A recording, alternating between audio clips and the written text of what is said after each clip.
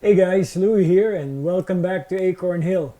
Today I wanted to talk to you about certain plants that we really like for their impact, for their simplicity, but at the same time they're really good performers and brightens up the garden out in the landscape and also our indoor gardening. Nowhere and no time has gardening been very effective and very helpful for all of us emotionally, um, physically, spiritually, than this year without going through 2020 to what I like. I grew up doing a little bit of homesteading back home. Not a full-blown gardener, but I do love plants and appreciate plants.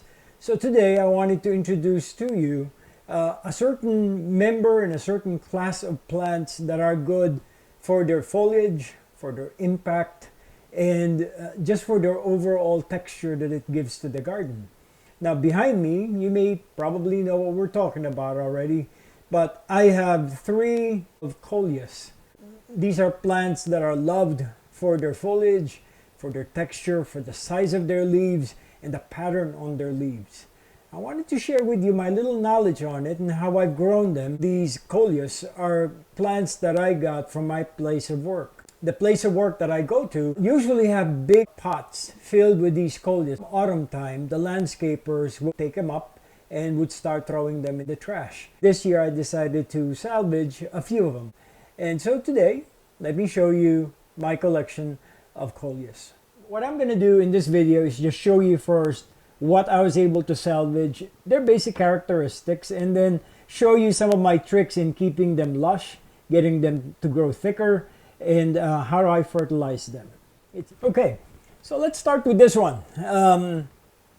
This was originally, if you can see the darker bark or the darker trunk of this Coleus, that's the original size when I got them from the trash. Just your basic root ball that I potted up, and some of these what would look like dead stems. And these stems I have cut hard. Imagine this plant not having any foliage or leaves, and I've cut the top of it hard and made sure that it creates that basic foundation for the plant. This is one of those spots that you get when you buy orchids, and typically they have no holes, and so I used my drill and created holes down the bottom. Coleus in general in the United States are considered annuals, especially in the northern parts of the United States where it's a lot cooler when it comes to autumn and winter time. Some of them, they would do exactly what I do, get the root ball, cut it back hard, put them in pots, they could get warmer temperatures. We don't have a greenhouse yet. We're going to have a future vlog on that sometime soon, but for our preference and for our liking, I was excited to get this because it is easy, very easy to get them to grow, very easy to get them to multiply and become thick and lush like this. Why do I like this? This is one of my favorite Coleuses because of its color. And as you can see on the camera there, very bright, speckled, veined, here we go, veined type of foliage. This is one of those zinger neon green ones that I really, really like. Right now, it's very cold outside, even though I live in North Carolina. And if I leave this outside, the whole thing will wilt. And it's just not going to thrive outside. And that's why this year I decided to bring them inside through these pots. Now look at that color combination right there.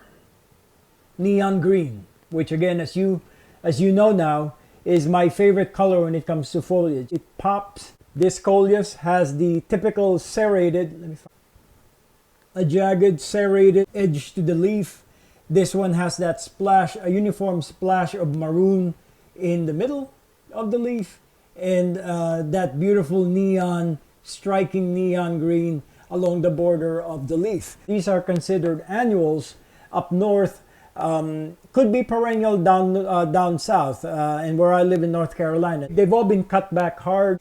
There is a trick to getting them to grow thicker.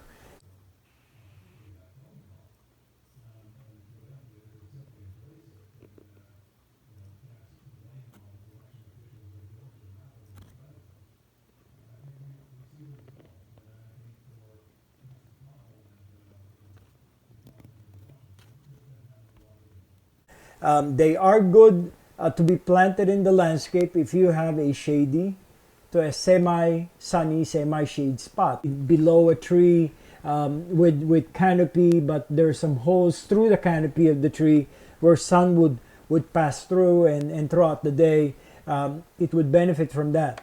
For what I have and for our need and for the amount of foliage that they are giving out, very happy with this. I got them for free, so what could be better than getting plants for free? And I have one that's similar to the green zinger. And I'm renaming them just because that's the way they look like.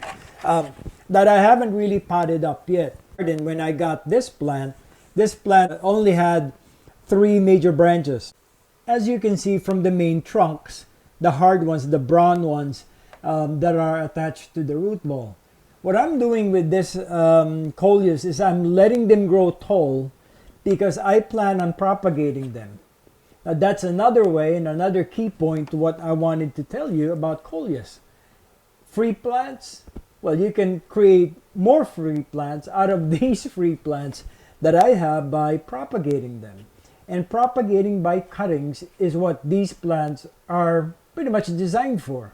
To get them thicker and to get them to grow fuller, the most effective trick in the book for gardeners is to do pinching. Now, what is pinching? Right at the top growth of each stem, you will cut or pinch the top. Every single stem should be pinched, should be cut at the tip, so that taking them at the tip will allow more, let me put this near the camera, more foliage to still develop. You see that? There will be little leaves that will form, right over here is good, will form at the leaf node. The pair of leaves and where they're attached to at the stem is called the leaf node. That's where we have all the growth hormones that make the plant grow. Now, by cutting the tip, it will stop the plant from putting up energy upward, but will put out the energy at the leaf nodes. And as you can see over here, at this leaf node, I got a pair growing, and that's what you call a sucker. There's another sucker, a set of sucker forming at each leaf node and also at the top. Now, if you look at the leaf node, there, you see how much pairs of leaves and how much pairs of suckers are forming just on one stem. Picture all of them in a couple of weeks. This thing is going to bloom out or foliage out and thicken out into a fuller, nice potted up plant. So much so that that's what happened to this plant. So you couldn't even see me through the canopy and through the foliage of the plant.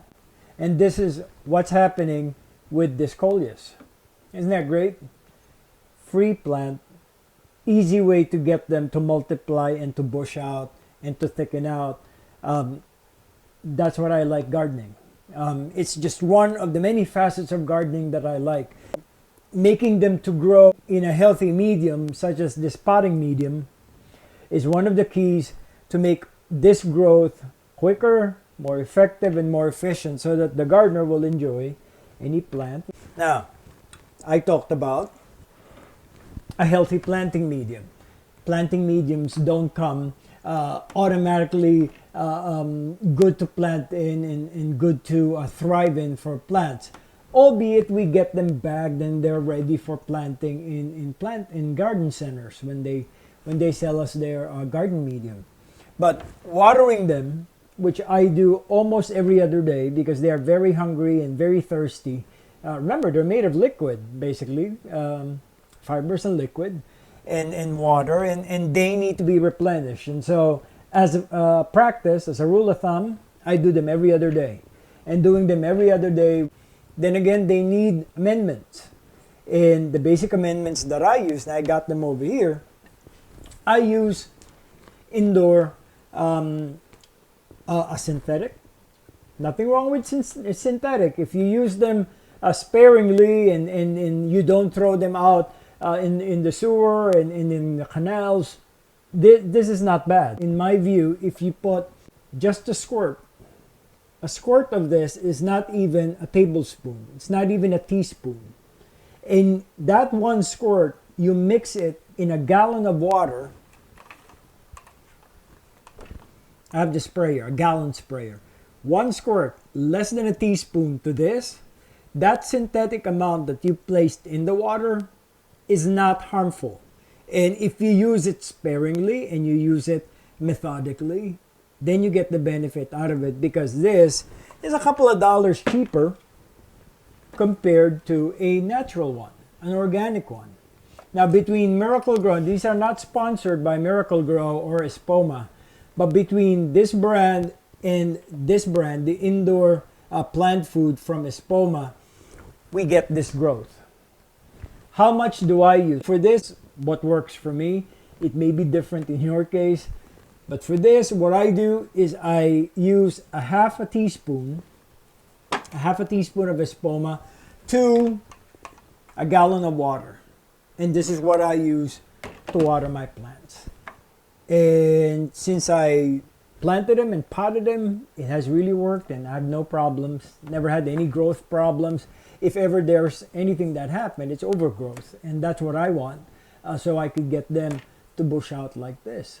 Next, other bullet point that I wanted to mention is it's winter. It's inside the house. The temperature is different and the humidity is different on the inside.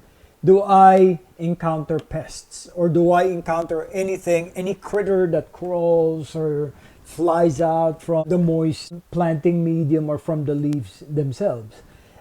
Yes. And the things that I use to prevent them from festering and multiplying is using organic method. This is when I use a lot of organic stuff to prevent these plants to form mildew, to form black spots, to form rust, to have spider mites and aphids. These critters, they like sucking on the leaves, but also the liquid, the fluid that's in them. Well, I use neem oil. All I know right now, just for basic reference, is that neem oil is good to prevent any black spot, any powdery mildew, any rust, any spider mite, any aphids, white flies, you know, those gnats that come out and fly out of these plants. Neem oil. Again, not sponsored by Espoma, and you can use any neem oil, any brand neem oil you like, but this has proven itself very effective.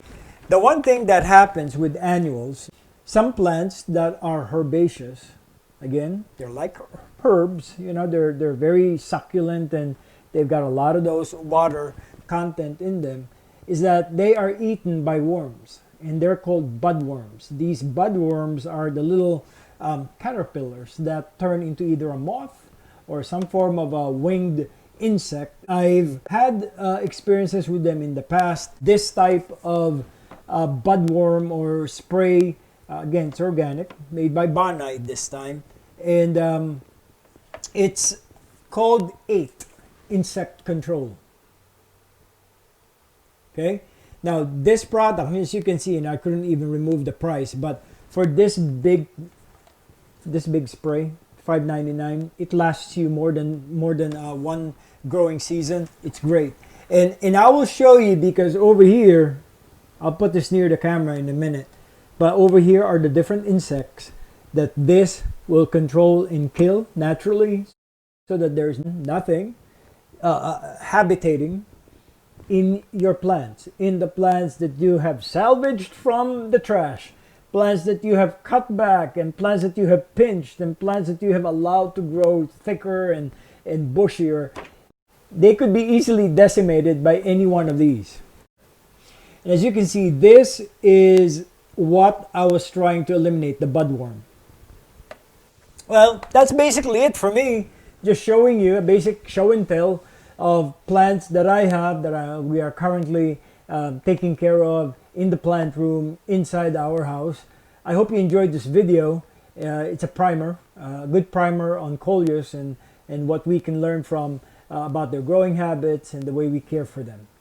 In the future, in the spring and summer, I will show you what they look like, and we'll give you an update Maybe one of them will plant. I promised you earlier that we will propagate, and stay tuned for that because that's going to be in a couple of months. I'm excited that we have the luxury of having some plants inside the house. It really does give us a sense of positivity and a sense of good vibe when we see these plants growing even inside the home in the dead of winter. So for now, this is Louie. Thank you for joining me, and we'll see you back here in Acorn Hill. Bye for now.